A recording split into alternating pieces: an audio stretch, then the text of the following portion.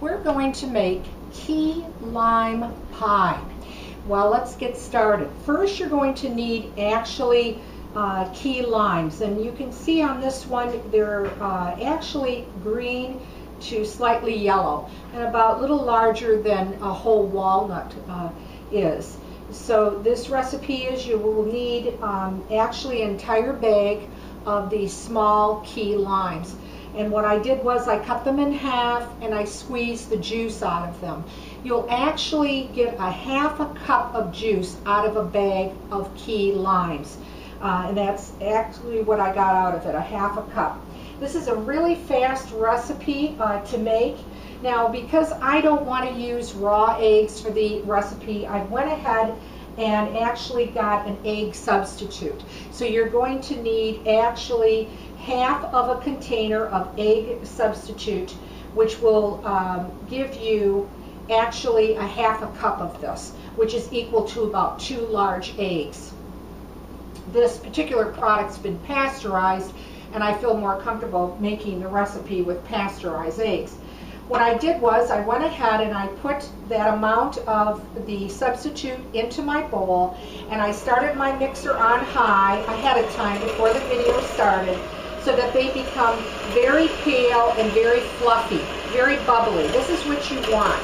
And that's probably going to take you up to maybe 3 to 4 to even 5 minutes to get it to that consistency of the egg substitute. So it looks like that, which is in my bowl right now.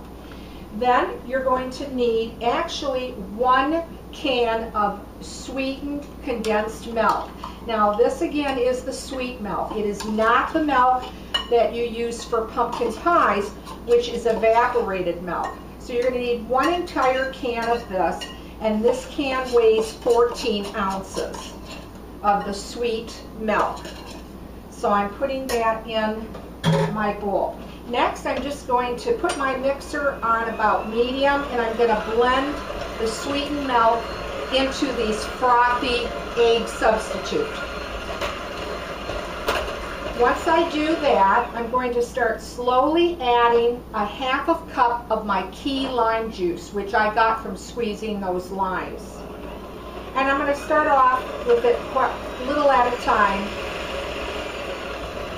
at about medium speed. And just keep drizzling that in until all the key lime juice is in your mixture. Now raise your speed up a little bit to make sure that all the mixture is blended together. You don't want to over mix it, but you do want it well blended. So work the sides of your bowl with your beaters. And that should take you a minute or 2. Once you do that, the mixture will look like this. It will be quite runny and quite liquidy. That is okay.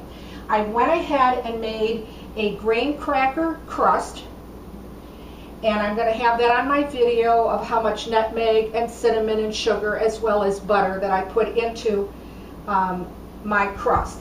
Then you just simply take your mixture, and you can see it's a beautifully pale yellow, but it is quite liquid, and fill your pie shell up with that, your graham cracker shell up.